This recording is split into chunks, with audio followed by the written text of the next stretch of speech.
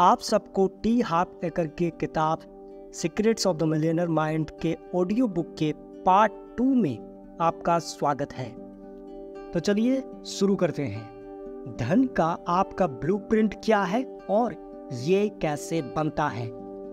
Radio और TV पर मैं अक्सर ये कहता हूँ, मुझे 5 मिनट का समय दें, मैं आपकी पूरी जिंदगी की आर्थिक स्थिति की भविष्यवाणी कर सकता हूँ। ये दौलत का सिद्धांत है। मुझे 5 मिनट का समय दें, मैं आपकी पूरी जिंदगी की आर्थिक स्थिति की भविष्यवाणी कर सकता हूँ। कैसे? छोटी सी बातचीत में मैं आपके धन और सफलता के ब्लूप्रिंट को पहचान सकता हूँ। हम में से हर एक के पास धन और सफलता का व्यक्तिगत ब्लूप्रिंट होता है जो हमारे अवचेतन मन में छिपा रहता है, और ये ब्लूप्रिंट आपकी वित्तीय तकदीर को जितना तय करता है उतना कोई और चीज नहीं करती है। धन का ब्लूप्रिंट क्या है? ये किसी मकान के ब्लूप्रिंट जैसा ही होता है, यानी उस खास मकान की पहले से बनी योजना या डिजाइन। इसी तरह आपके धन का ब्लूप्रिंट धन के मामले में आपकी पहले से बनी योजना का प्रोग्राम है। अब मैं आपको एक बहुत ही महत्वपूर्ण फॉर्मूला बताना चाहता हूँ। यही फॉर्मूला तय करता है कि आप अपनी वास्तविकता और दौलत किस तरह उत्पन्न करते हैं। मानवीय क्षमता के क्षेत्र में कई बहुत सम्मानीय शिक्षकों ने इस फॉर्मूले को अपने शिक्षण की बुनियाद बनाया है। इसे प्रकटीकरण की प्रक्रिया कहा जाता है, और ये फॉर्मूला है TFA=R।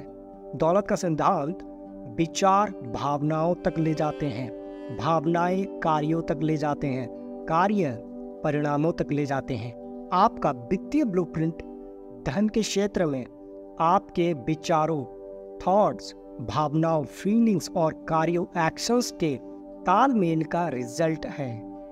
तो धन का ब्लूप्रिंट कैसे बनता है? जवाब आसान है। आपका वित्तीय ब्लूप्रिंट मुख्यतः उस जानकारी या प्रोग्रामिंग से बनता है जो आपको अतीत में मिली है, खास तौर पर बचपन में। इस प्रोग्रामिंग या कंडीशनिंग के मूल स्रोत कौन है? ज्यादातर लोगों के मामलों में इस सूची में उनके माता पिता, अभिभावक, भाई बहन, दोस्त, सम्मानित लोग, शिक्षक, धर्मगुरु, मीडिया और संस्कृति शामिल होंगे।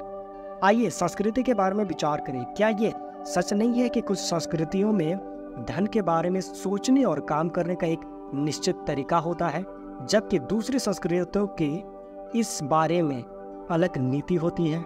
क्या आप सोचते हैं कि बच्चा माँ के पेट से पैसे के बारे में अपना नजरिया लेकर आता है, या फिर हर बच्चे को ये सिखाया जाता है कि धन के बारे में उसे कैसा नजरिया रखना है? आपका अंदाजा सही है। हर बच्चे को सिखाया जाता है कि धन के बारे में कैसे सोचा और काम किया जाए। यही आपके बारे में, मेरे बारे में, हर एक के बारे में सच है। आपको ये सिखाया गया है कि पैसे के बारे में कैसा सोचना और काम करना है।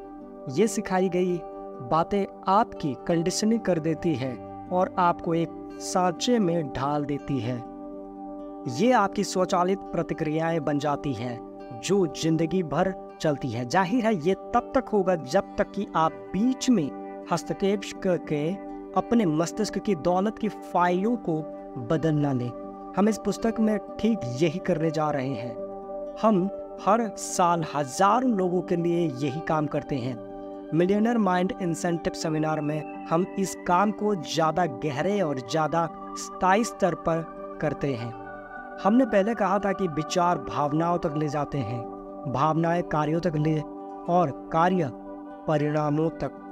तो एक दिलचस्प सवाल उठता है, आपके विचार कहाँ से उत्पन्न होते हैं? आप दूसरे व्यक्ति से अलग क्यों सोचते हैं? आपके विचार उन जानकारी की फाइलों से उत्पन्न होते हैं जो आपके दिमाग की अलमारियों में होती है। और ये जानकारी कहाँ से आती है? ये आपके अतीत की प्रोग्रामिंग से आती है। ये सच है। आपके अतीत की कंडीशनिंग आपके दिमाग में आने वाले हर विचार को तय करती है। इसलिए अक्सर इसे कंडीशन मस्तिष्क कहा जाता है। इस समझ के आधार पर हम अब अपनी प्रकटीकरण की प्रक्रिया को नीचे दिए गए तरीके से संशोधित कर सकते हैं। आपकी प्रोग्रामिंग आपके विचारों को उत्पन्न करती है, आपके विचार आपकी भावनाओं को उत्पन्न करती है, आपकी भावनाएं आपके कार्यों को उत्पन्न करती है, आपके कार्य आपके परिणामों को उत्पन्न करते हैं। इसीलिए पर्सनल कंप्यूटर की तरह आप भी अपनी प्रोग्रामिंग बदलकर अपने परिणामों को बदलने की दिशा में पहला अनिवार्य कदम उठा लें। हमारी कंडीशनिंग किस तरह होती है?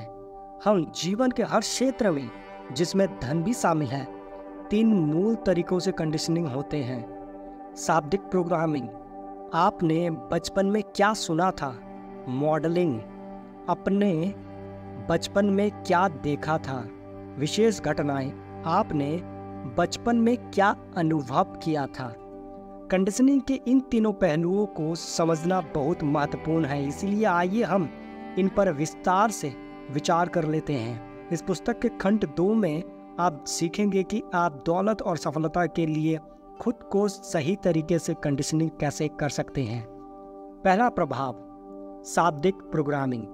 हम शाब्दिक प्रोग्रामिंग, वर्बल प्रोग्रामिंग से शुरू करते हैं। बड़े होते समय आपने धन, दौलत और अमीर लोगों के बारे में क्या सुना था? क्या आपने इस तरह के वाक्य सुने थे? पैसा ही सारी बुराई का जड़ है, मुसीबत के समय के लिए पैसे बचाएं, अमीर लोग लालची होते हैं, अमीर लोग अपराधी होते हैं, अमीर लोग बदमाश होते हैं, पैसे कमाने के लिए कड़ी मेहनत करनी पड़ती है, पैसा पेड़ों पर नहीं उगती है, आप एक साथ अमीर और आध्यात्मिक नहीं हो सकते, पैसा खुशी नहीं खरीद सकता, पैसा गंदा होता है, अमीर ज़्यादा अमीर बनते जाते हैं और गरीब ज़्यादा गरीब, पैसा हम जैसे लोगों के लिए नहीं है, हर कोई अमीर नहीं बन सकता, कभी पर्याप्त नहीं रहता है, और सबसे मशहूर वाक्य, हम इसका खर्च नहीं उठा सकते। घर में जब भी मैं अपने पिताजी से पैसे मांगता था तो वे चिल्ला पड़ते थे, मैं किस चीज़ से बना हूँ? पैसे से। मैं मजाक में कहता था, काश ऐसा होता, मैं आपकी एक बाह, एक हाथ, एक उंगली ले लेता। मेरी इस मजाक पर वे एक बार भी नहीं हंसे। यही असली मुद्दा है।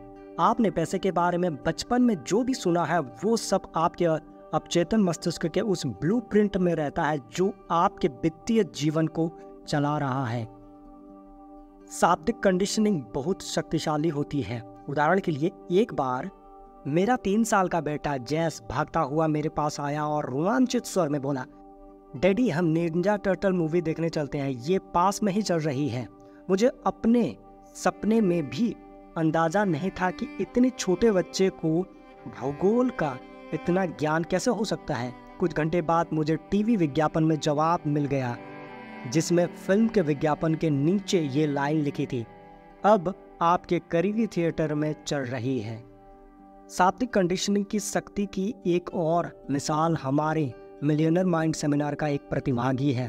स्टीफन को पैसे कमाने में कोई समस्या नहीं आती थी, उसे तो पैसे को रोक कर रखने में समस्या आती थी।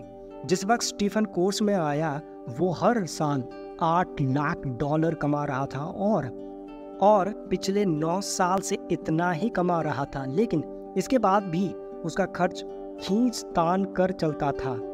किसी न किसी तरह वो अपने पैसे को खर्च करने, उधार देने या गलत निवेश निर्णय लेकर गंवा देने में कामयाब हो जाता था। कारण चाहे जो हो, उसकी कुल जमा पूंजी शून्य थी। स्टीफन ने हमें बताया कि उसके बचपन में उसकी माँ अक्सर कहती थी, अमीर लोग लालची होते हैं, वे गरीबों की खून पसीने की कमाई हड़प कर दौलतमंद बनते हैं। इंसान के पास काम चलाने लायक पैसा ही होना चाहिए, उसके बाद अगर आप पैसे बचाते हैं तो आप सुअर हैं। स्टीफन के अवचेतन मन में क्या चल रहा था ये पता लगाने के लिए रॉकेट साइंटिस्ट होने की जरूरत नहीं थी। कोई हैरानी नहीं कि वो कड़का था।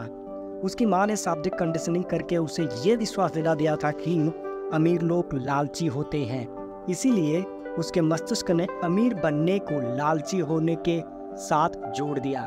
जाहिर है लालची होना बुरी बात है, और चूंकि वो बुरा नहीं बनना चाहता था इसीलिए अवचेतन रूप से वो अमीर भी नहीं बन सकता था। स्टीफन अपनी माँ से प्रेम करता था और उनकी नज़रों में बुरा नहीं बनना चाहता था। अगर वो अमीर बन जाता तो ये स्पष्ट रूप से उसकी माँ को पसंद नहीं आता, जो अमीरों को लालची मानती थी। इसीलिए उसके लिए एक लौता तरीका यही था कि वो काम चलाओ पैसे से ज़्यादा आमदनी से जैसे तैसे छुटकारा पाले, वरना उसकी माँ उसे सुअर समझेगी। अब आप सोच रहे होंगे कि अमीर बनने और माँ या किसी दूसरे व्यक्ति की पसंद के बीच चुनाव का सवाल उठने पर ज़्यादातर लोग अमीर बनने का चुनाव करेंगे। संभव ही नहीं है। मस्तिष्क इस तरह से काम नहीं करता है। निश्चित रूप से अमीर बनना तार्किक चुनाव दिखता है, लेकिन जब अवचेतन मस्तिष्क को गहरी भावनाओं और तर्क में से किसी एक को चुनना होता है तो भावनाएं लगभग हमेशा जीतेंगी। दौलत का सिद्धांत: जब अवचेतन मस्तिष्क को गहरी भावनाओं और तर्क में से किसी एक को चुनना होता है तो भावनाएं लगभग हमेशा जीतेंगी। हम अब अपनी कहानी की ओर लौटते हैं। कोर्स में 10 मिनट से भी कम समय में हमने कुछ बेहद प्रभावकारी अनुभवजन्य तकनीकों का प्रयोग करके स्टीफन के धन के ब्लूप्रिंट को बदल दिया। इसके बाद वो सिर्फ 2 साल में कड़के से मिलियनर बन गया। कोर्स में स्टीफन को ये समझ में आ गया कि उसके नकारात्मक विश्वास उसकी माँ के थे, उसके नहीं थे, और ये विश्वास उसकी माँ के अतीत की प्रोग्रामिंग पर आधारित थे। हम इसे एक कदम आगे ले गए और उससे एक ऐसी रणनीति बनवाई जिससे उसका अमीर बनना उसकी माँ को भी पसंद आए। ये सरल था। उसकी माँ को हवाई में रहना बहुत पसंद था, इसीलिए स्टीफन ने माऊ में समुद्र किनारे एक कांडो में निवेश किया। वो उन्हें सर्दियों में वहाँ भेज देता है। 6 महीने तक वो इस स्वर्ग में रहती है और वो भी। अब माँ को उसकी अमीरी पसंद है। यही नहीं, वे हर एक को बताती रहती है कि उनका बेटा कितना उदार है। दूसरी बात, उसका अपनी माँ से साल में 6 महीने पाला नहीं पड़ता है। बहुत बढ़िया। जीवन में मेरी शुरुआत धीमी रही, लेकिन उसके बाद मैं बिजनेस में अच्छा प्रदर्शन करने लगा। अजीब बात ये थी कि शहरों में मुझे कभी कमाई नहीं होती थी। अपने धन के ब्लूप्रिंट के बारे में जागरूक होने के बाद मुझे याद आया कि जब मैं छोटा था तो काम से लौटने के बाद हर शाम को मेरे डैडी डिनर के टेबल पर अखबार लेकर बैठते थे, शहरों में भाव देखते थे और टेबल पर मुक्का मारकर चिल्लाते थे, ये घटिया शेयर। फिर वे अगले आधे घंटे तक इस बारे में बड़बड़ाते रहते थे कि पूरा सिस्टम कितना मूर्खतापूर्ण है और शेयरों में फ़ायदा कमाने की उम्मीद करने से ज़्यादा अच्छा तो ये रहेगा कि लास वेगास जाकर जुआ खिला जाए। अब जब आप शाब्दिक कंडीशनिंग की शक्ति को समझ चुके हैं तो क्या आप देख सकते हैं कि शेयर बाजार में मुझे फ़ायदा न होने में हैरानी की कोई बात नहीं थी। मेरी शाब्दिक प्रोग्रामिंग असफल होने के लिए हुई थी। मेरे मस्तिष्क को अचेतन रूप से गलत शेयर गलत कीमत पर गलत समय खरीदने के लिए प्रोग्राम किया गया था। क्यों? अचेतन रूप से मेरे धन के ब्लूप्रिंट को सही साबित करने के लिए, जिसके अनुसार शेयर घटिया होता है। बहरहाल, जब मैंने अपने अंदर के वित्तीय बगीचे से इस विशाल जहरीले खरपतवार को खोद कर बाहर निकाल दिया तो मुझे ज़्यादा अच्छे फल मिलने लगे। जब मैंने खुद को दोबारा कंडीशनिंग कर लिया तो उसके बाद मैं जो भी शेयर खरीदता था उसका भाव तत्काल बढ़ने लगता था। तब से मुझे शेयर बाजार में अद्भुत सफल मिली है। हालांकि ये अविश्वसनीय और अजीब लगता है, लेकिन जब आप वाकई समझ पाते हैं कि धन का ब्लूप्रिंट कैसे काम करता है तो ये बिल्कुल तार्किक लगने लगता है। एक बार फिर आपकी अवचेतन कंडीशनिंग आपकी सोच को तय करती है, आपकी सोच आपके निर्णयों को तय करती है और आपके निर्णय आपके कार्यों को तय करते हैं, जो अंततः आपके परिणामों को तय करते हैं। परिवर्तन के 4 प्रमुख तत्व हैं, जिनमें से प्रत्येक आपके वित्तीय ब्लूप्रिंट को दोबारा प्रोग्रामिंग के लिए अनिवार्य है। ये तत्व साधारण लेकिन बहुत शक्तिशाली है। परिवर्तन का पहला तत्व है जागरूकता, अवेयरनेस। आप किसी चीज को तब तक नहीं बदल सकते जब तक आपको इसके अस्तित्व का पता ना हो। परिवर्तन का दूसरा तत्व है समझ, अंडरस्टैंडिंग। आपका सोचने का तरीका कहाँ उत्पन्न हुआ, ये समझने से आप ये जान सकते हैं कि बाहर आपको ऐसे परिणाम क्यों मिल रहे हैं। परिवर्तन का तीसरा तत्व है अलगाव, डिसएसोसिएशन। जब आपको एहसास हो जाता है कि ये सोचने का तरीका आपका नहीं किसी दूसरे का है तो आप खुद को उससे अलग कर सकते हैं और ये चुनाव कर सकते हैं कि उसे आगे जारी रखा जाए या छोड़ दिया जाए। इसके लिए आपको इस बात पर विचार करना होगा कि आप आज कहाँ हैं और आने वाले कल में कहाँ पहुँचना चाहते हैं। आप सोचने के इस तरीके का निरीक्षण करके इसकी हकीकत देख सकते हैं।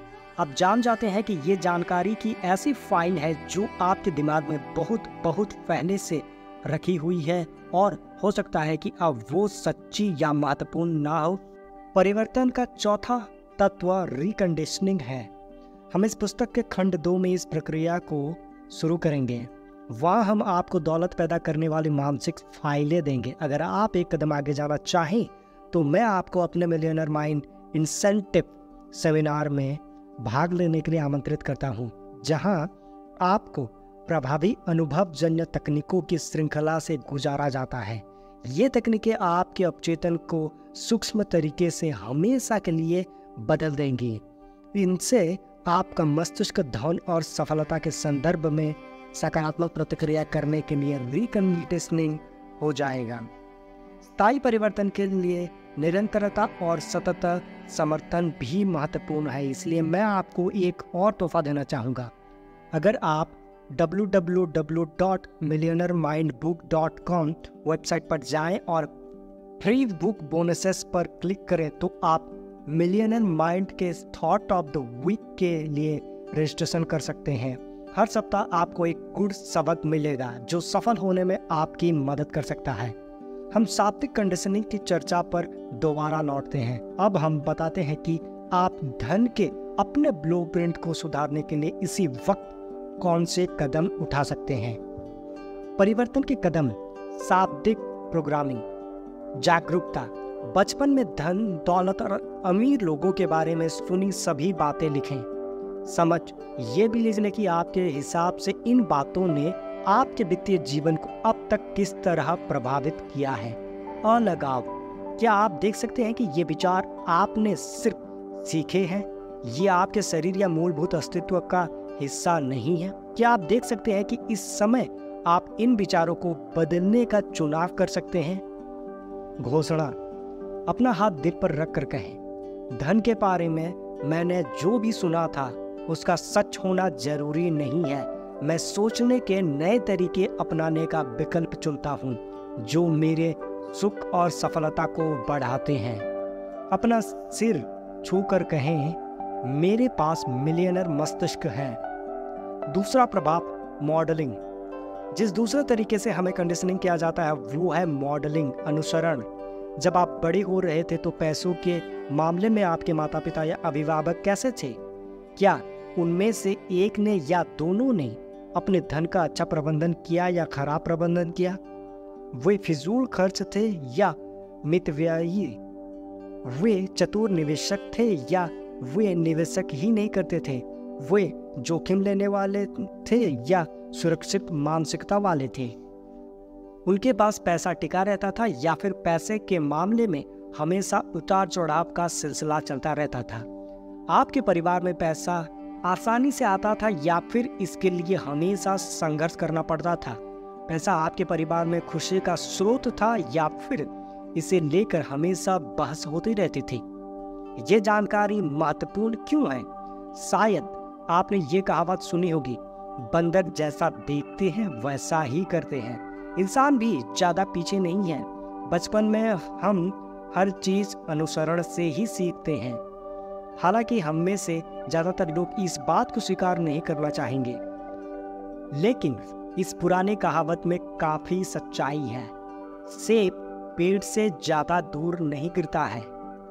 इससे मुझे एक औरत की कहानी याद आती है जो डिनर के लिए हींग पकाते समय उनके दोनों सिरे काट देती थी। एक दिन यह देखकर उसका पति हैरान रह गया और उसने पूछा कि वो दोनों सिरे क्यों काटती है। पत्नी का जवाब था, मेरी माँ भी इसी तरह पकाती थी। संयोग की बात, उस औरत की माँ डिनर के लिए उस रात को उनके घर आ रही थी। उन दोनों ने उनसे पूछा कि वे हेम के दोनों सिरे क्यों काटती हैं। माँ का जवाब था, मेरी माँ इसी तरह पकाती थी। ये सुनकर उन्होंने नानी से फोन पर पूछने का फैसला किया और पूछा कि वे हेम के दोनों सिरे क्यों काटती थी। उनका जवाब, क्योंकि मेरी कढ़ाई बहुत छोटी थी। सबक यह है कि आमतौर पर हम धन के क्षेत्र में अपने माता या पिता या दोनों के तालमेल के अनुरूप होते हैं। उदाहरण के लिए मेरी डैडी उद्यमी थे, वे भवन निर्माण के व्यवसाय में थे। वे हर प्रोजेक्ट में 1 दर्जन से लेकर 100 मकान तक बनाते थे। हर प्रोजेक्ट में ढेर सारा पैसा लगाना पड़ता था। डैडी घर की सारी पूंजी लगा देते थे और बैंक से भी भारी कर्जा लेते थे। हम तब तक करके ही रहते थे जब तक कि सारे मकान बिक नहीं जाते थे और नगद नहीं आ जाता था। परिणाम स्वरूप हर प्रोजेक्ट के शुरू होते समय हमारे पास पैसा नहीं रह जाता और हम गले तक कर्ज में डूबे रहते थे। जैसा कि आप अंदाजा लगा सकते हैं, इस दौरान डैडी का मूड कोई खास अच्छा नहीं रहता था और न ही वे उदारता के मूड में रहते थे। अगर मैं उनसे चवन्नी का भी कोई चीज़ मांगता था तो हमेशा उनका जवाब होता था, मैं किस चीज़ से बना, पैसे से? तुम क्या पागल हो गए हो? जाहिर है मुझे धेला भी नहीं मिलता था, बल्कि मुझसे दोबारा मांगने के बारे में सोचना भी मत कहती कोप दृष्टि मिलती थी। मुझे यकीन है कि आपको भी कभी न कभी इसी तरह का अनुभव हुआ होगा। यह सिलसिला 1-2 साल तक चलता था, जब तक कि मकान अंततः बिक नहीं जाते थे। फिर हमारे घर पैसों की बरसात होने लगती थी। अचानक डैडी बिल्कुल बदल जाते थे। वे खुश, दयालु और बहुत उदार हो जाते थे। वे आकर मुझसे पूछते थे कि क्या मुझे कुछ पैसे चाहिए। मेरे मन में तो आता था कि मैं उन्हें उनकी कोप दृष्टि वापस लौटा दूं, लेकिन मैं उतना मूर्ख नहीं था, इसलिए मैं बस आंखें मटका कर कह देता था, हाँ डैडी, धन्यवाद। फिर हमारी ज़िंदगी अच्छी तरह से चलती थी, जब तक कि वो भयंकर दिन नहीं आ जाता था जब डैडी घर आकर ये घोषणा करते थे, मुझे एक अच्छी ज़मीन मिल गई है, हम वहाँ पर मकान बनाने जा रहे हैं। मुझे अच्छी तरह याद है, ये सुनकर मैं कहता था, बहुत बढ़िया डैडी, शुभकामनाएं। हालांकि मेरा दिल डूब जाता था क्योंकि मैं जानता था कि इसके बाद जीवन कितना संघर्षपूर्ण होगा। ये सिलसिला मेरी 6 साल की उम्र से लेकर तब तक लगातार चलता रहा जब मैंने 21 साल की उम्र में हमेशा के लिए अपने माता पिता का घर नहीं छोड़ दिया। फिर ये सिलसिला थम गया, या कम से कम मुझे ऐसा ही लगा था। 21 साल की उम्र में मैंने पढ़ाई पूरी की और जैसा आपने अंदाज़ा लगा लिया होगा, बिल्डर बन गया। मैं प्रोजेक्ट वाले कई अन्य व्यवसायों में भी गया। न जाने क्यों थोड़े पैसे कमाने के कुछ समय बाद ही मैं दोबारा कड़का हो जाता था। मैं दूसरे बिजनेस में छलांग लगा देता था और खुद को दुनिया के शिखर पर समझने लगता था, लेकिन साल भर बाद ही मैं खाई में पहुंच जाता था। उतार चढ़ाव का ये सिलसिला लगभग 10 साल तक चलता रहा।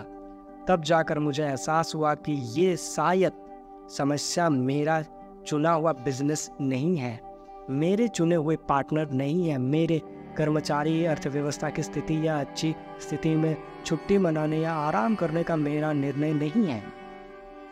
मैं आखिरकार पहचान गया कि शायद मैं अचेतन रूप से अपने डैडी के उतार चढ़ाव भरी आमदनी के पैटर्न को दोहरा रहा हूँ।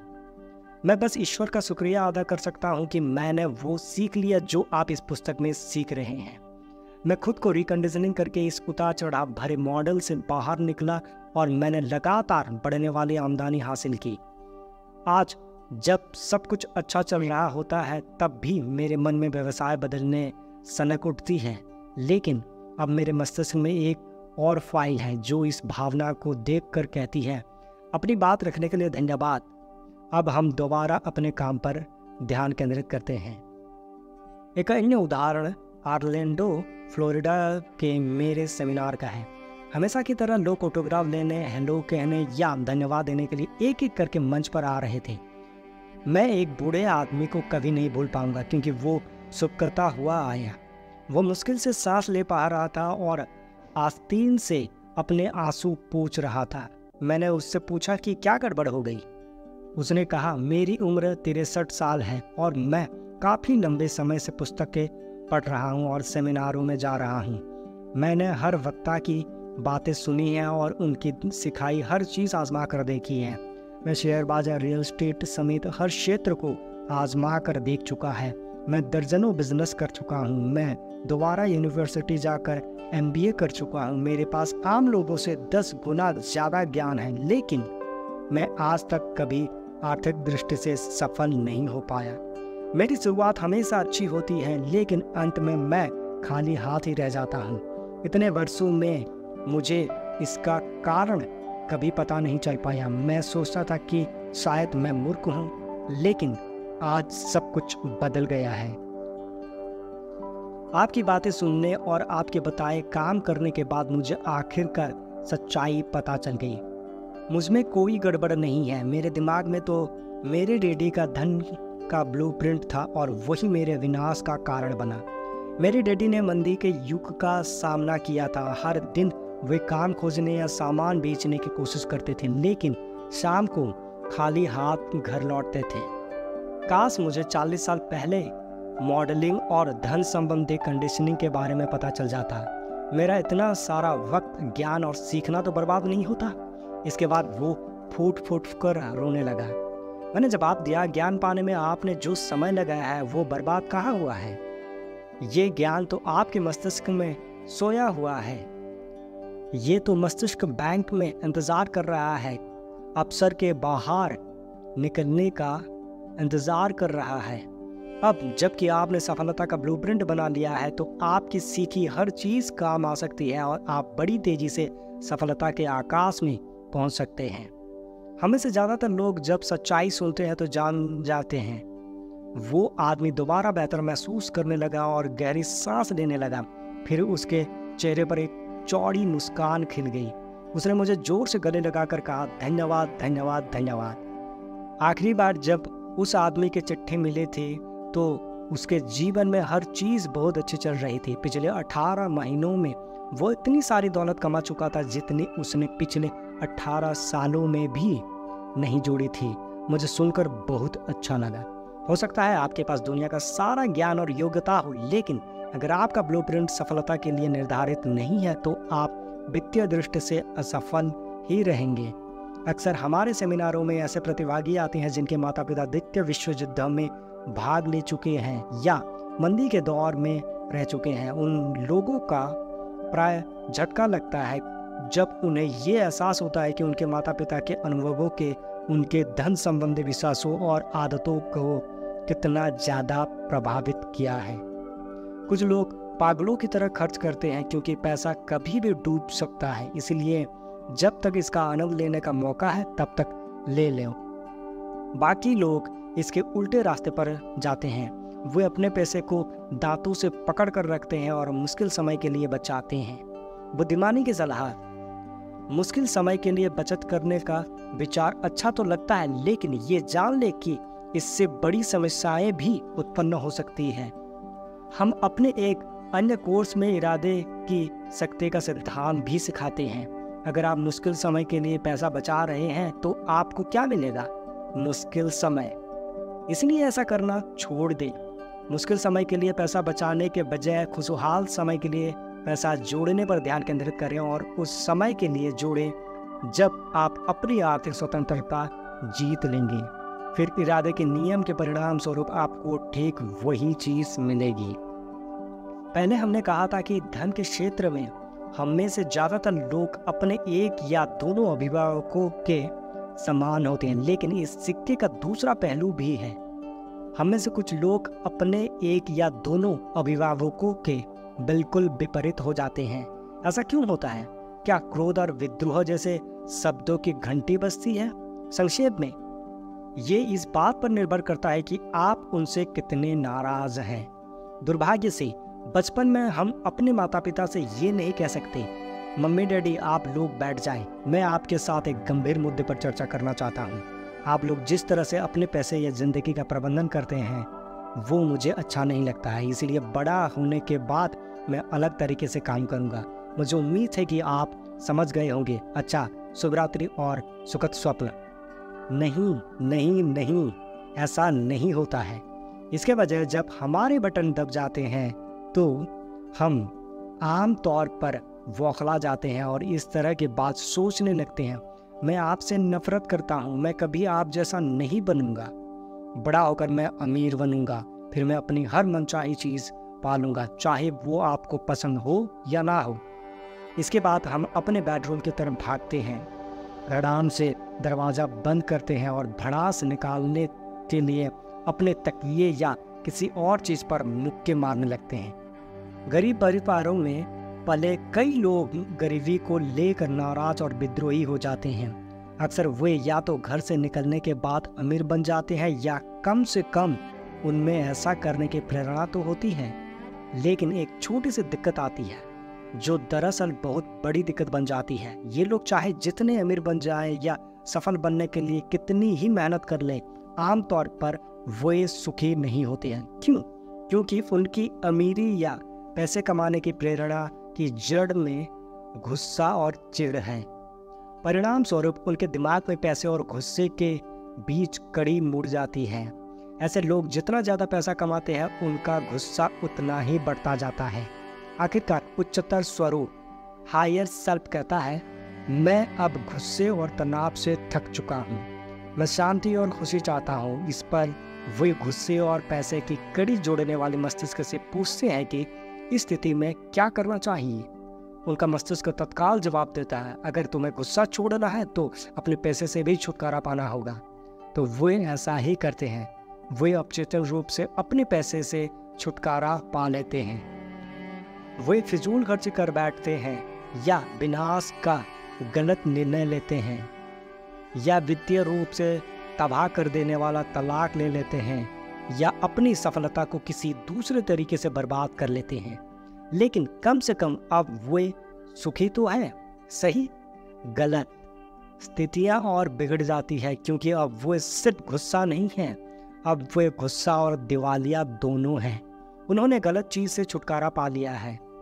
गुस्से के बजाय उन्होंने पैसे से छुटकारा पा लिया, जड़ के बजाय फल से छुटकारा पा लिया। बहरहाल अपने माता पिता के प्रति उनकी नाराजगी ही असली मुद्दा है और हमेशा था। जब तक उस गुस्से का समाधान नहीं निकलेगा, तब तक वे कभी सचमुच खुश या शांत नहीं रह सकते, चाहे उनके पास कितना भी पैसा हो या ना हो। पैसा कमाने या सफलता पाने का आपका कारण या प्रेरणा बेहद महत्वपूर्ण है। अगर पैसे या सफलता की प्रेरणा की जड़ नकारात्मक है, जैसे डर, गुस्सा या खुद को साबित करने की जरूरत, तो पैसा आपको कभी सुखी नहीं बना सकता। दौलत का सिद्धांत। अगर धन या सफलता की प्रेरणा की जड़ नकारात्मक है, जैसे डर, गुस्सा या खुद को साबित करने की जरूरत, तो पैसा आपको कभी सुखी नहीं बना सकता। क्यों? क्योंकि आप इनमें से किसी भी मुद्दे को पैसे से नहीं सुलझा सकते हैं। मिसाल के तौर पर डर को ही ले लीजिए। अपने सेमिनारों में मैं लोगों से पूछता हूँ, आप में से कितने लोग मानते हैं कि डर आपके लिए सफलता की मूल प्रेरणा है? ज़्यादातर लोग अपने हाथ नहीं उठाते हैं। बहरहाल इसके बाद मैं पूछता हूँ, आप में से कितने लोग मानते हैं कि सुरक्षा आपके लिए सफलता की मुख्य प्रेरणा है? लगभग हर हाथ ऊपर उठ जाता है। लेकिन एक बात समझ लें, सुरक्षा और डर एक ही चीज से प्रेरित होते हैं। सुरक्षा की चाह असुरक्षा से उत्पन्न होती है, जिसका आधार डर है। तो क्या ज्यादा पैसे से डर चला जाएगा? काश ऐसा होता, लेकिन ऐसा बिल्कुल नहीं होता है। क्यों? क्योंकि पैसा समस्या की जड़ नहीं है, समस्या की जड़ तो डर है। इससे भी बुरी बात यह है कि डर सिर्फ समस्या नहीं है, ये तो एक आदत है। इसलिए ज्यादा पैसा कमा लेने के बाद हमारे डर का सिर्फ प्रकार बदलता है। कड़की के दौर में हमें सबसे ज्यादा डर ये लगता था कि हम कभी सफल नहीं हो पाएंगे या हमारे पास पर्याप्त पैसा नहीं रहेगा। सफल होने के बाद हमारा डर आमतौर पर बदलकर ये हो जाता है, अगर मेरी कमाई सारी दौलत चली गई तो क्या होगा? या हर व्यक्ति की निगाह मेरी दौलत पर है, या मुझे ढेर सारा टैक्स देना पड़ेगा। संक्षेप में, जब तक हम मुद्दे की जड़ तक नहीं पहुंचते हैं और डर को खत्म नहीं करते हैं, तब तक चाहे कितना भी पैसा आ जाए कोई फायदा नहीं होगा। जाहिर है, अगर हमारे सामने विकल्प मौजूद हो तो हम में से ज्यादातर लोग दौलतमंद बनने के बाद उसे गंवाने का विकल्प चुनेंगे, बजाय इसके कि हमारे पास बिल्कुल भी पैसा ना हो। लेकिन दोनों ही तरीके ज्यादा समझदारी भरे नहीं हैं। कई लोगों को वित्तीय सफलता पाने की प्रेरणा खुद को पर्याप्त अच्छा साबित करने की चाह से मिलती है। इस पुस्तक के खंड 2 में हम इस चुनौती पर विस्तार से बात करेंगे, लेकिन फिलहाल बस इतना समझ ले कि ढेर सारी दौलत भी आपको पर्याप्त अच्छा साबित नहीं कर सकती। पैसा आपको वो नहीं बना सकता जो आप पहले से नहीं है। एक बार फिर डर की तरह ही हमेशा खुद को साबित करने का मुद्दा आपकी स्वाभाविक जीवन शैली बन जाता है। आपको ये एहसास ही नहीं होता है कि ये आपको भगाए जा रहा है। आप खुद को बहुत सफल, मेहनती, संकल्पवान मानते हैं और ये सारे गुण अच्छे हैं। इकलौता सवाल है क्यों? वो मूल इंजन क्या है जो इस सब को चला रहा है? जो लोग खुद को पर्याप्त अच्छा साबित करने की प्रेरणा से संचालित होते हैं, उन्हें ढेर सारा पैसा भी अंदरूनी दर्द से राहत नहीं दे सकता।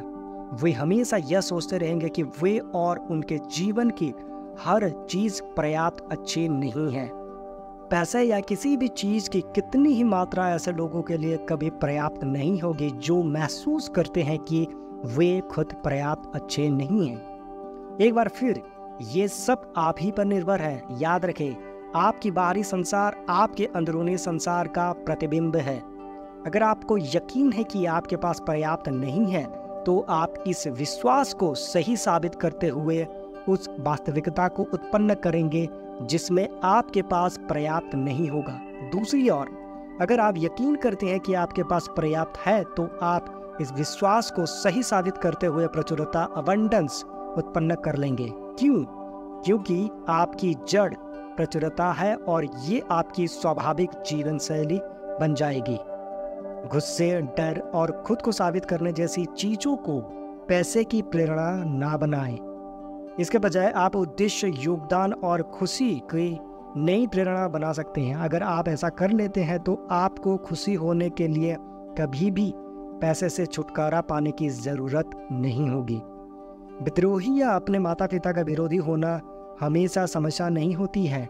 इसके विपरीत, अगर आप विद्रोही हैं और पैसे के क्षेत्र में आपके माता पिता की आदतें खराब थी, तो शायद ये अच्छा है कि आप उनकी विपरीत दिशा में चल रहे हैं। दूसरी तरफ, अगर आपके माता पिता सफल थे लेकिन आप उनके खिलाफ विद्रोह कर रहे हैं, तो आप गंभीर आर्थिक कठिनाइयों में फंस सकते हैं। दोनों ही तरह से पहचानना महत्वपूर्ण है कि पैसे के क्षेत्र में आप अपने माता पिता के कितने अनुरूप हैं। परिवर्तन के कदम, मॉडलिंग, जागरूकता, धन दौलत के मामले में अपने माता पिता की आदतों के बारे में विचार करें। लिख लें कि आप किस तरह उनमें से किसके अनुरूप या विपरीत हो सकते हैं। समझ, अपने वित्तीय जीवन पर इससे पड़ने वाले प्रभाव को लिख लें। अलगाव, क्या आप देख सकते हैं कि ये जीवन शैली आपने सिर्फ सीखी है और ये आपका सच्चा स्वरूप नहीं है? क्या आप देख सकते हैं कि आपके पास इसी पल बदल जाने का विकल्प मौजूद है? घोषणा, दिल पर हाथ रखकर कहें, पैसे के क्षेत्र में मैं उनका अनुसरण कर रहा था, अब मैं अपना रास्ता खुद चलता हूँ। अपने सिर को छूकर कहें, मेरे पास मिलियनर मस्तिष्क है। तीसरा प्रभाव, विशिष्ट घटनाएं। हमारी कंडीशनिंग का तीसरा बुनियादी तरीका है विशिष्ट घटनाएं। बचपन में धन दौलत और अमीर लोगों के मामले में आपके अनुभव कैसे थे? ये अनुभव बहुत महत्वपूर्ण है क्योंकि ये आपकी धारणाएं या भ्रमों को आकार देते हैं जिनके अनुरूप आप जी रहे हैं। आइए मैं आपको एक उदाहरण देता हूँ। एक महिला ऑपरेशन थिएटर में नर्स थी। वो मिलियनर माइंड इंसेंटिव सेमिनार में भाग लेने आई। जोशी नामक इस महिला की आमदनी तो अच्छी थी, लेकिन उसका सारा पैसा खर्च हो जाता था। जब हमने थोड़ी छानबीन की तो उसने बताया कि 11 साल की उम्र में वो अपने माता पिता और बहन के साथ एक चाइनीज रेस्टोरेंट में गई थी। उसके मम्मी डैडी पैसों को लेकर बहस कर रहे थे। उसके डैडी खड़े होकर चिल्ला रहे थे और टेबल पर मुक्का मार रहे थे। उसे याद है कि उसके डैडी का चेहरा लाल हुआ, फिर नीला पड़ा और हार्ट अटैक के कारण वे फर्श पर गिर गए। वो स्कूल की स्विमिंग टीम में थी और उसके पास आपातकालीन चिकित्सा का प्रशिक्षण था। उसने पिता को बचाने की कोशिश की, लेकिन कोई फायदा नहीं हुआ।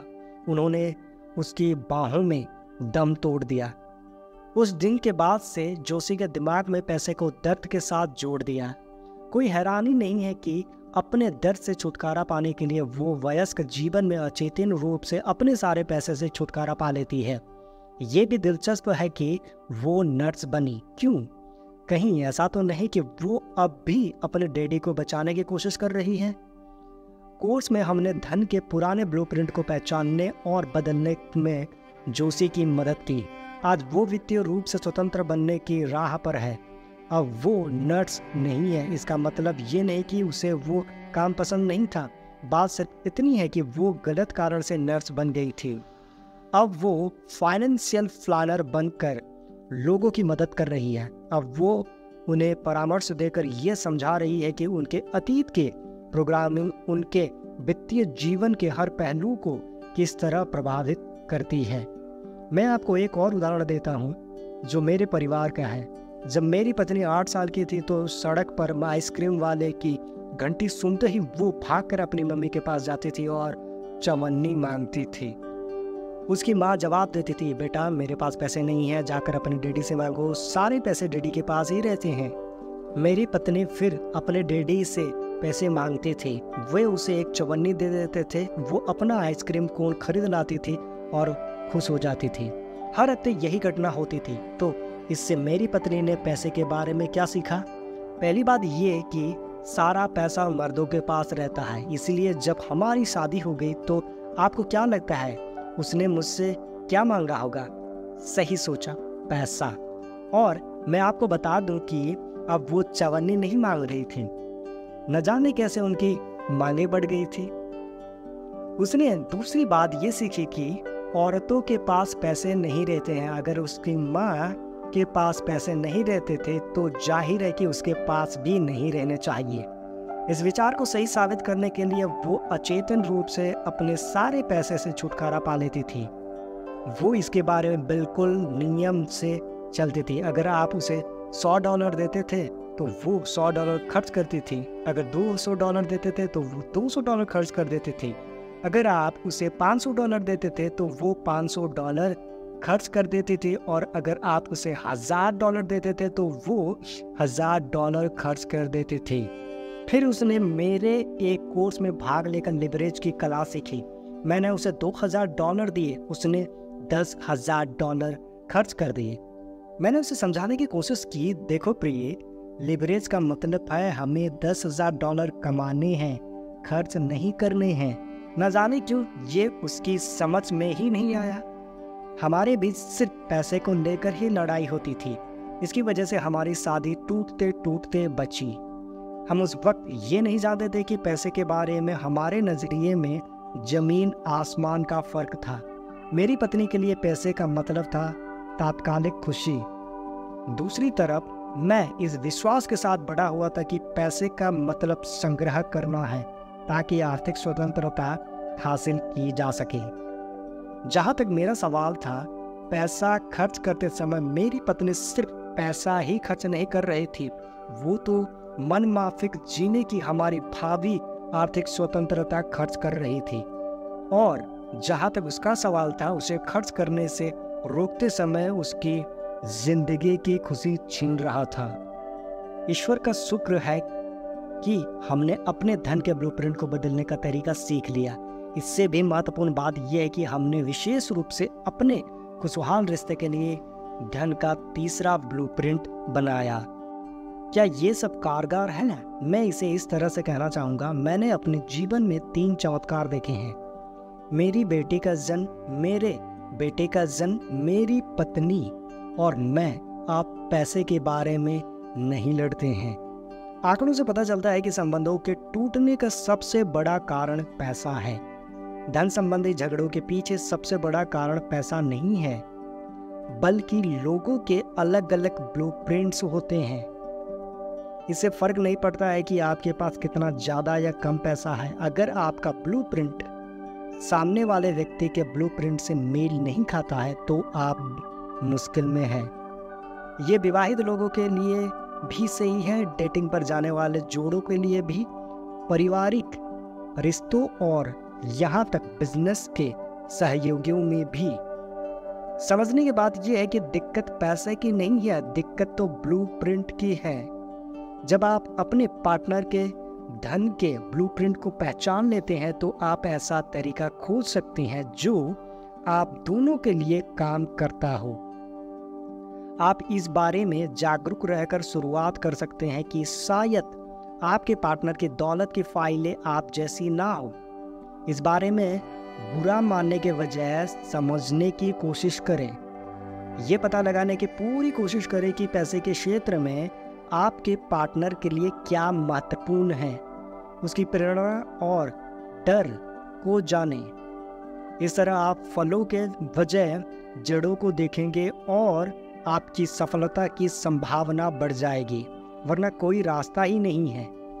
आप जो सबसे महत्वपूर्ण चीज सीखेंगे उनमें से एक ये है कि अपने पार्टनर के धन के ब्लूप्रिंट को कैसे पहचानें और दोनों अपने लिए बिल्कुल नया ब्लूप्रिंट कैसे तैयार कर सकते हैं जो आप दोनों की मनचाही चीज तक पहुंचने में आपकी मदद करे। अगर आप ये कर लेते हैं तो ये किसी वरदान से कम नहीं है, क्योंकि इससे ज़्यादातर लोगों को दुख के एक बहुत बड़े कारण से छुटकारा मिल जाता है। परिवर्तन के कदम, विशिष्ट घटनाएं। आप अपने पार्टनर के साथ ये अभ्यास कर सकते हैं। साथ बैठकर धन संबंधी अपने अपने विचारों पर चर्चा करें। आपने बचपन में क्या सुना था, अपने परिवार में बड़ों को क्या करते देखा था और आपके साथ कौन सी भावनात्मक घटनाएं हुई थी। इसके साथ ये भी पता लगाएं कि आपके पार्टनर के लिए पैसे का दरअसल मतलब क्या है। क्या ये खुशी है, स्वतंत्रता है, सुरक्षा या प्रतिष्ठा है।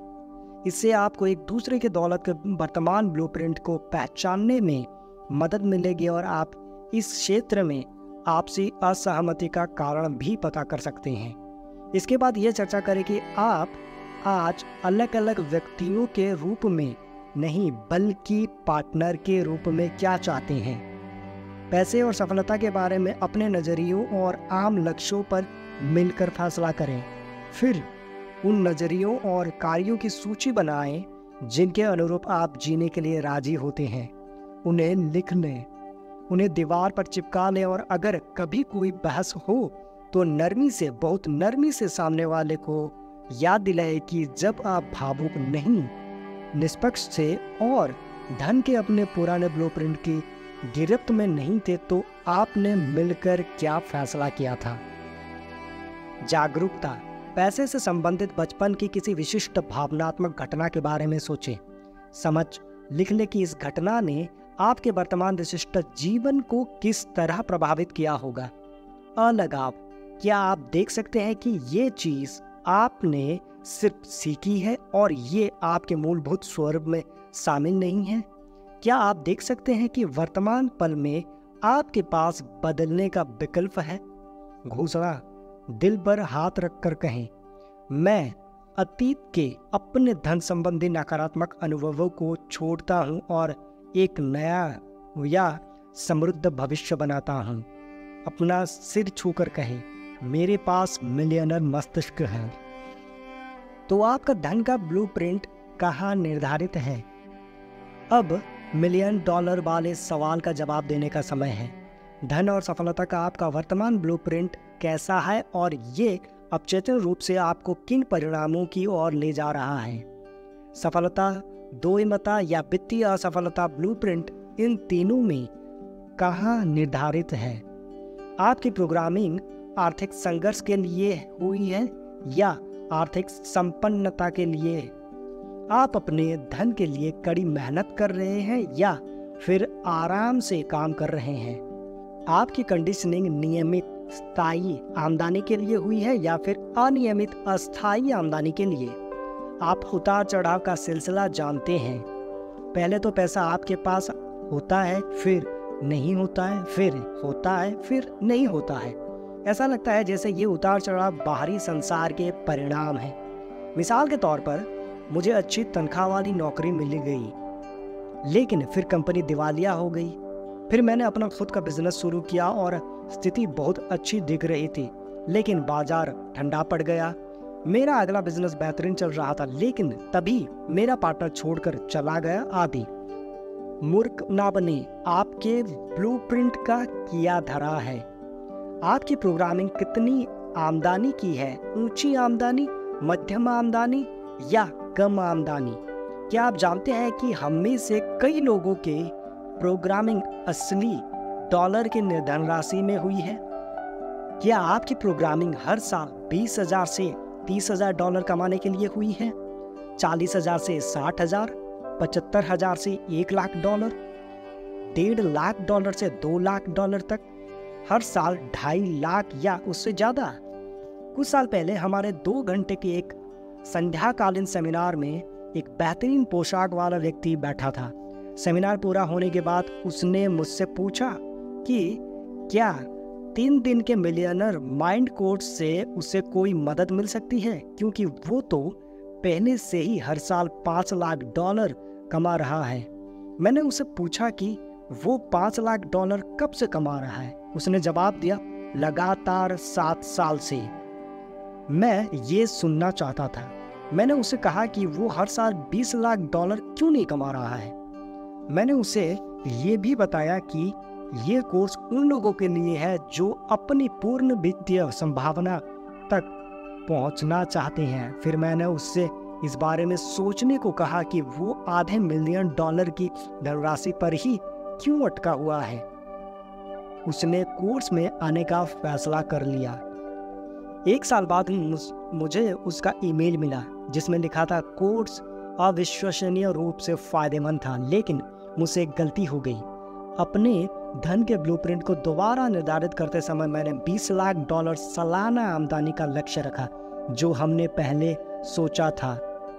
मैं इस साल उतनी कमाई कर चुका हूं, इसके लिए अब मैं कोर्स में दोबारा आ रहा हूं ताकि ब्लूप्रिंट के प्रोग्रामिंग 1 करोड़ डॉलर के सालाना लक्ष्य पर कर लूं।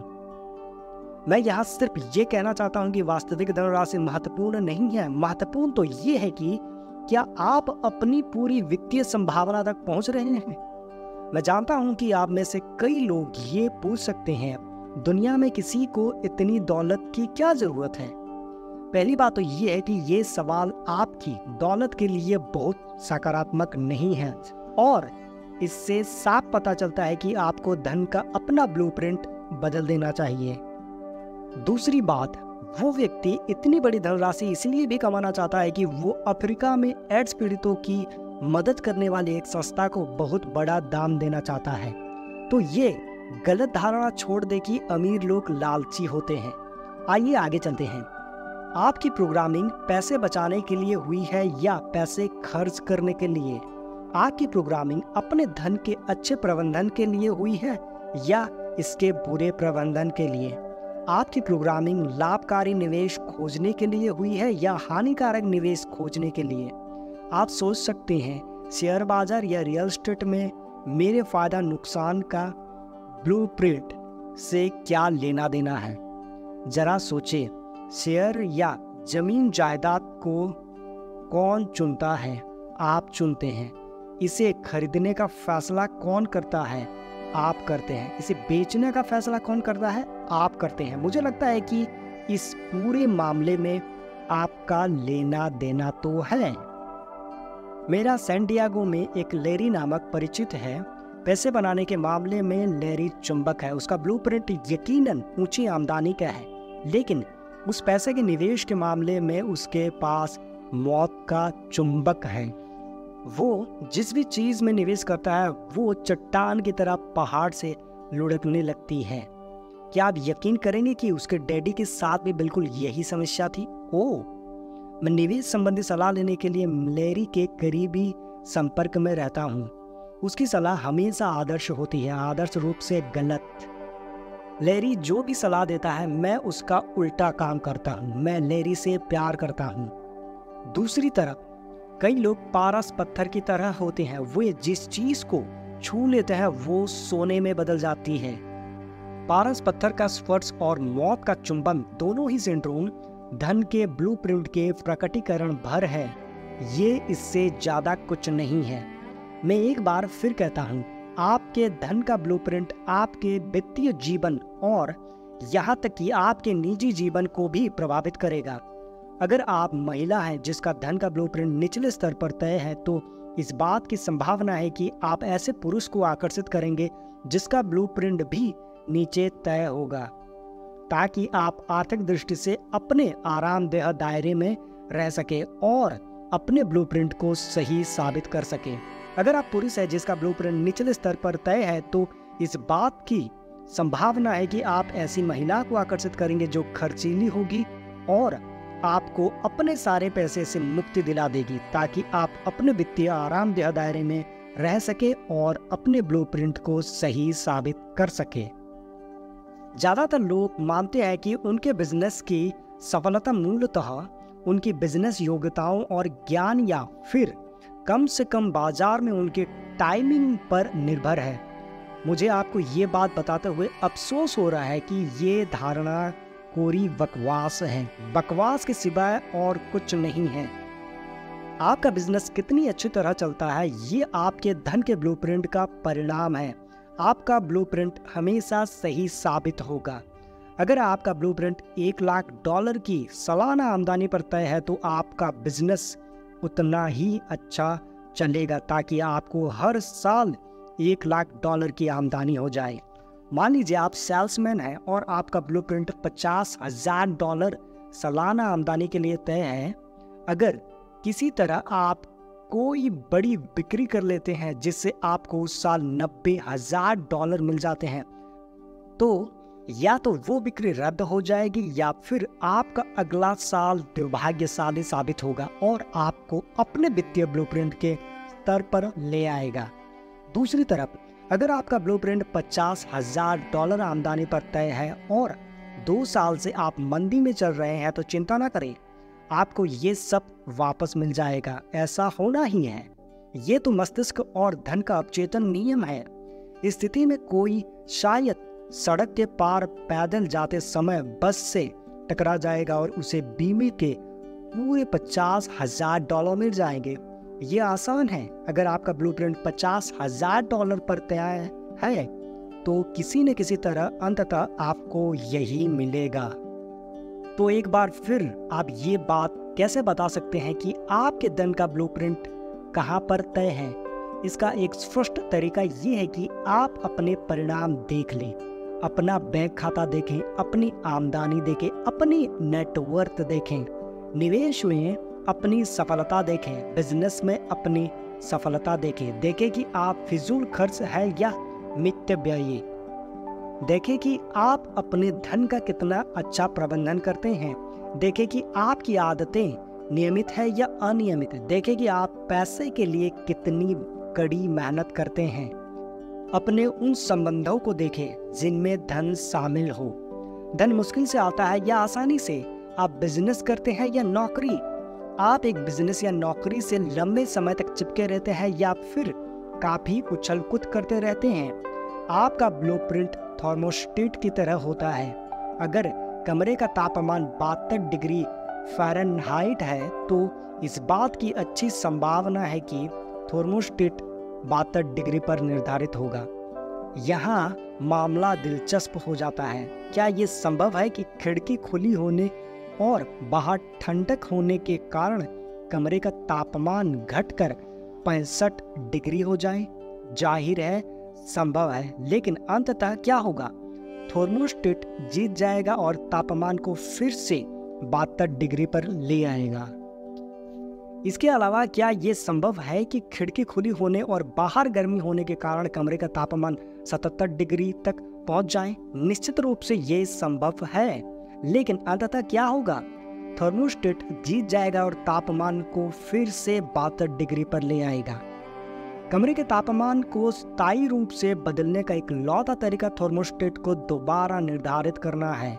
इसी तरह अपनी वित्तीय सफलता के स्तर को स्थायी रूप से बदलने का एकमात्र तरीका अपने वित्तीय थर्मोस्टेट यानी अपने धन के ब्लूप्रिंट को दोबारा निर्धारित करना है। दौलत का सिद्धांत।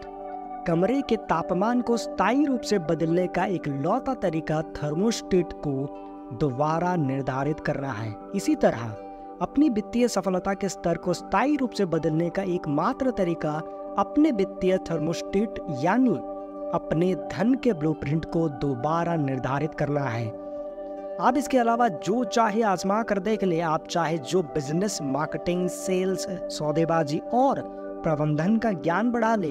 आप चाहे तो रियल एस्टेट या शेयर बाजार के विशेषज्ञ बन जाए। ये सभी जबरदस्त औजार है, लेकिन अगर अंदरूनी टूल बॉक्स बड़ी धनराशि उत्पन्न करने और कायम रखने लायक बड़ा और शक्तिशाली नहीं है तो दुनिया के सारे औजार आपके लिए बेकार साबित होंगे। एक बार फिर ये साधारण सा गणित है। आपकी आमदनी सिर्फ उसी हद तक तय बढ़ सकती है जिस हद तक आप बढ़ते हैं। सौभाग्य कहें या दुर्भाग्य कहें, धन और सफलता का आपका व्यक्तिगत ब्लूप्रिंट आपके साथ जिंदगी भर रहेगा, जब तक कि आप इसे पहचान और बदल ना लें। हम इस पुस्तक के खंड 2 में यही काम करेंगे और मिलियनर माइंड इंसेंटिव सेमिनार में तो इससे भी आगे तक जाएंगे। याद रखें, हर परिवर्तन का पहला तत्व जागरूकता है। खुद पर नजर रखें, सचेत बने, अपने विचारों, डरों, विश्वासों, आदतों, कार्यों और यहाँ तक कि अपनी निष्क्रियताओं पर भी ध्यान दें। खुद को माइक्रोस्कोप के नीचे रख कर देखें, अपने बारे में पूरा अध्ययन करें। इसमें से ज्यादातर लोग ये मानते हैं कि हम अपनी जिंदगी चुनाव के आधार पर जीते हैं।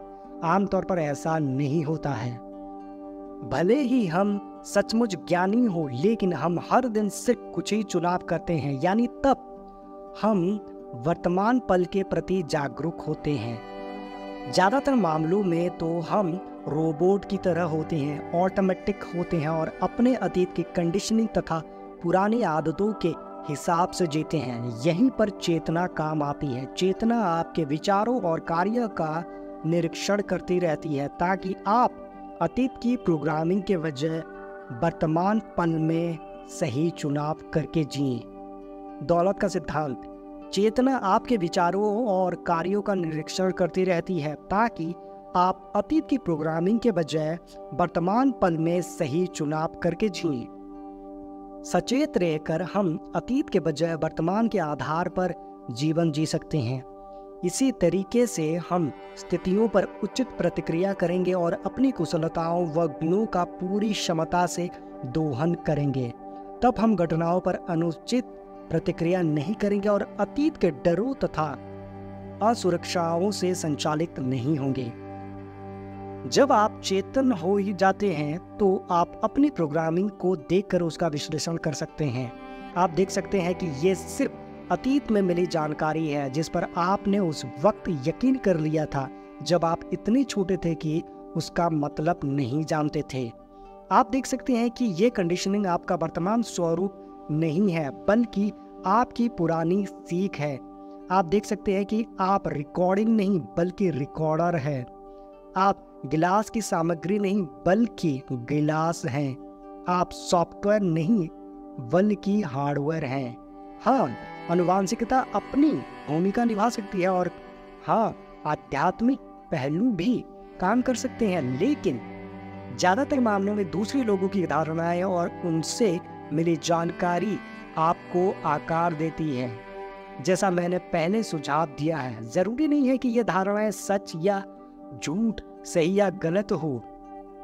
उनकी प्रामाणिकता चाहे जो हो, मूल रूप में वो ऐसे विचार हैं जो पीढ़ी दर पीढ़ी आप तक पहुंचाए गए हैं। ये जानने के बाद आप चेतन रूप से हर ऐसी धारणा को त्यागने का चुनाव कर सकते हैं जो आपकी दौलत के प्रति सकारात्मक ना हो।